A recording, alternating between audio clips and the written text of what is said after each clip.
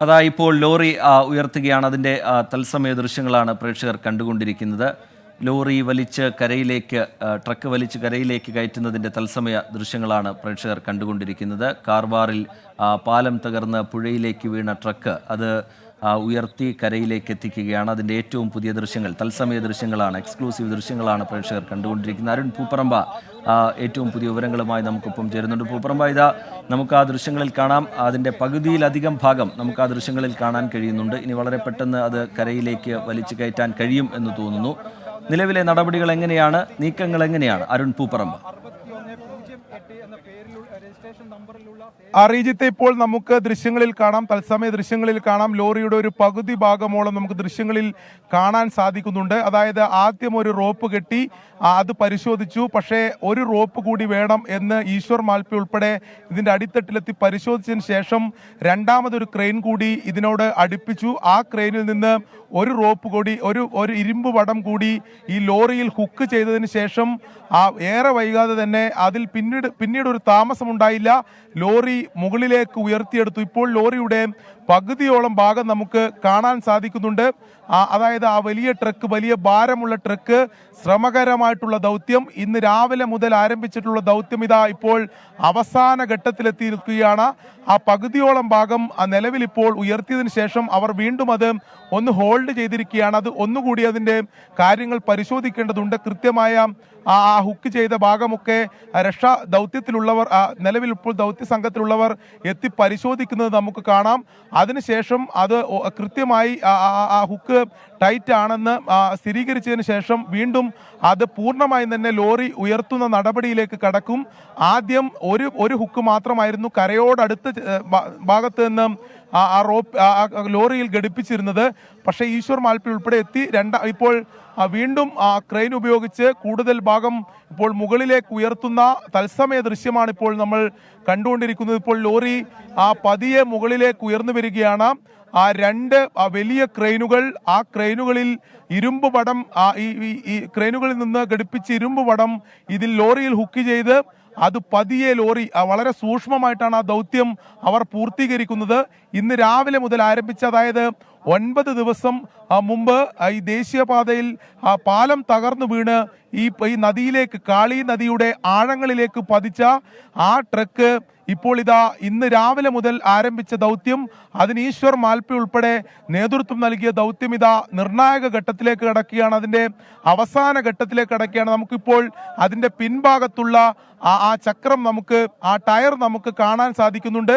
നിലവിലിപ്പോൾ പകുതിക്ക് മുകളിൽ തന്നെ നിലവിൽ ലോറി നമുക്ക് കാണാൻ സാധിക്കുന്നുണ്ട്. നിലവിൽ വളരെ വളരെ പതിയാണ് അവർ ആ ദൗത്യം പൂർത്തീകരിക്കുന്നത്. കാരണം അത് കൃത്യമായി സൂക്ഷ്മമായി ആ ഹുക്ക് ഒക്കെ പരിശോധിച്ച്, ഹുക്ക് ചെയ്ത ആ ടൈറ്റ് പരിശോധിച്ച് അതിനുശേഷം ആ ദൗത്യത്തിലുള്ളവർ നിർദ്ദേശം നൽകിയതിന് പിന്നാലെയാണ് ഇതാ ഇപ്പോൾ വീണ്ടും പതിയെ ഈ ലോറി പൂർണ്ണമായി മുകളിലേക്ക് ഉയർത്തുന്നു മുകളിലേക്ക് ഉയർത്തുന്ന തത്സമയ ദൃശ്യങ്ങളാണ് ഇപ്പോൾ നമ്മൾ കണ്ടുകൊണ്ടിരിക്കുന്നത്.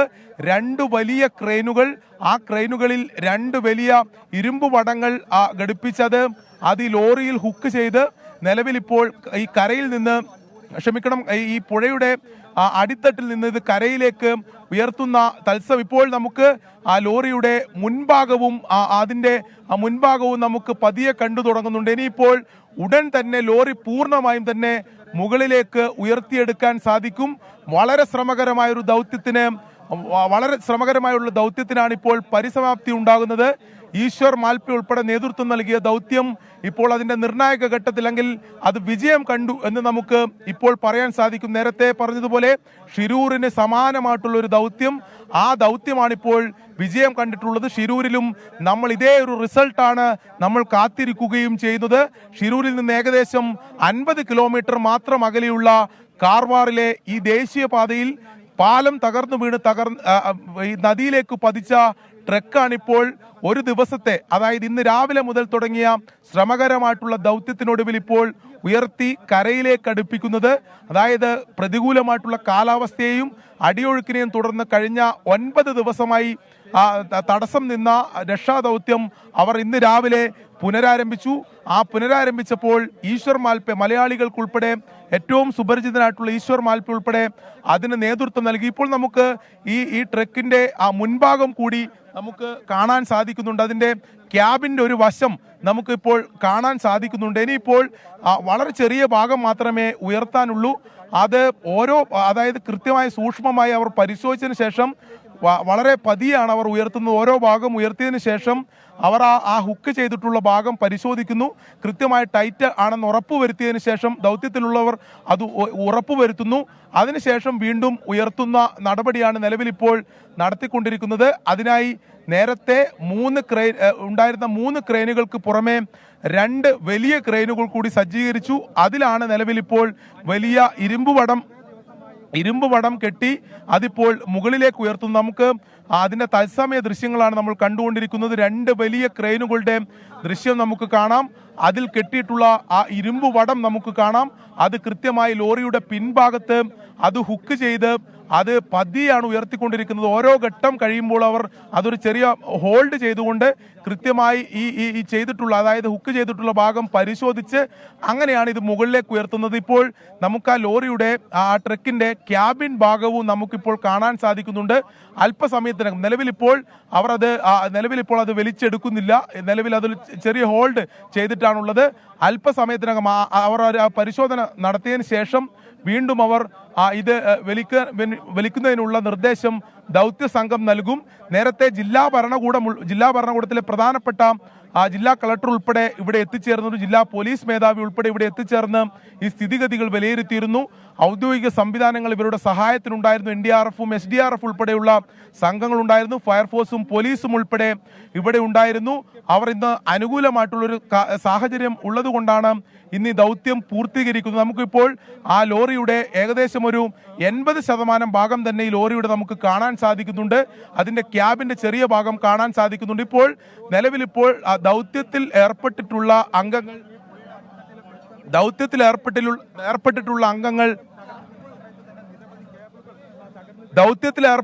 അംഗങ്ങൾ നിലവിലിപ്പോൾ ആ വീലിന് സമീപം കെട്ടിയിട്ടുള്ള ആ റോപ്പിന്റെ ഭാഗം പരിശോധിക്കുന്ന ദൃശ്യങ്ങളാണ് നമ്മൾ കാണുന്നത്. അതൊരു പക്ഷേ അല്പം കൂടി ടൈറ്റ് ചെയ്യുകയാണ് എന്നതാണ് നമ്മൾ മനസ്സിലാക്കുന്നത്. അങ്ങനെയാണെങ്കിൽ അതിനുശേഷമായിരിക്കും നിലവിലിപ്പോൾ ഉയർത്തുക. ഈ വലിയ ജനക്കൂട്ടം ഇവിടെ ഉണ്ടായിട്ടുണ്ട്. അവരെ നീക്കം ചെയ്യുന്നതിനുള്ള ശ്രമം പോലീസും നടത്തുന്നുണ്ട്. ഈ ദൃശ്യങ്ങൾ കാണുന്നതിനു വേണ്ടി നിരവധിയായിട്ടുള്ള ആൾക്കാരാണ് നിലവിലിപ്പോൾ ഈ പുഴയോരത്ത് ഒത്തുചേർന്നിട്ടുള്ളത്. അവരെ പോലീസ് അവിടുന്ന് നീക്കം ചെയ്യുന്ന ശ്രമങ്ങളും നടത്തിക്കൊണ്ടിരിക്കുകയാണ്. നിലവിലിപ്പോൾ ഈ ദൗത്യ സംഘത്തിലുള്ളവർ ആ ടയറിനോട് ചേർന്ന്, അതായത് പിൻ ടയറിനോട് ചേർന്ന ഭാഗത്ത് ആ ഘടിപ്പിച്ചിട്ടുള്ള റോപ്പ് പരിശോധിക്കുകയാണ്. അത് അല്പം കൂടി ഒന്ന് ടൈറ്റ് ചെയ്തതിന് ശേഷമായിരിക്കും ഈ ലോറി പൂർണ്ണമായും ഉയർത്തുക. അതിന് 2 ക്രെയിനുകളും സജ്ജമായി നിൽക്കുകയാണ്. അവരുടെ ദൗത്യത്തിൽ ഏർപ്പെട്ടിട്ടുള്ളവരുടെ നിർദ്ദേശം ലഭിച്ചു കഴിഞ്ഞാൽ അവർ അത് ഉയർത്തുന്ന നടപടിയിലേക്ക് പോകും എന്നതാണ് നമ്മൾ മനസ്സിലാക്കുന്നത്. നിരവധിയായിട്ടുള്ള ആൾക്കാർ ഇത് കാണുന്നതിന് വേണ്ടി നമുക്ക് പാലത്തിന് മുകളിലും അതോടൊപ്പം തന്നെ കരയോട് ചേർന്ന ഭാഗത്തൊക്കെ ഇത് കാണുന്നതിന് വേണ്ടി ഇവിടെ എത്തിച്ചേർന്നിട്ടുണ്ട്. നിലവിലിപ്പോൾ ഈ നാട്ടുകാർ പടക്കം പൊട്ടിച്ചു പോലും ഇത് ആഘോഷിക്കുന്ന ഈ ലോറി ഉയർത്തുന്ന കാഴ്ച അപ്പോൾ തൊട്ട് സമീപം പടക്കം പൊട്ടിച്ചു പോലും ജനങ്ങൾ ഈ പ്രദേശവാസികൾ ആഘോഷിക്കുകയാണ്. അത്തരത്തിൽ വലിയ ജനക്കൂട്ടം ഇവിടെ ഉണ്ട്. അവരെ നിയന്ത്രിക്കുന്നതിന് വേണ്ടി നേരത്തെ തന്നെ വലിയ പോലീസ് സംഘമുണ്ട്.